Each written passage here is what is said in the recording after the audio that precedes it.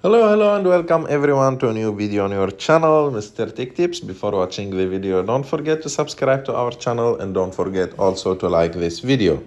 In today's video, I will show you how to check your Netflix plan on Netflix app. So to do this, it's very simple. You have just to go to Netflix, open the app, and after that go and click on My Netflix. After that, go and click on the three lines on the top right of the screen. After that, go and click on Account, and here on Account, as you can see, like this is your membership details. You can know all your membership details here. So if you want to see your plan, you have to click on netflix.com more on the top of the screen and click continue.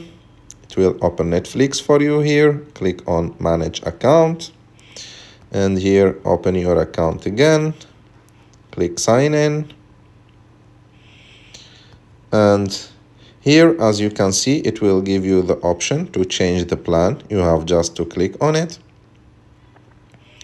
And as you can see, it will show you here what is your current plan. For example, my plan now is the basic plan, and I can change for the standard or for the premium. You have like the choice. For example, if I want to change, I have to click on the other plan, and after that click on continue.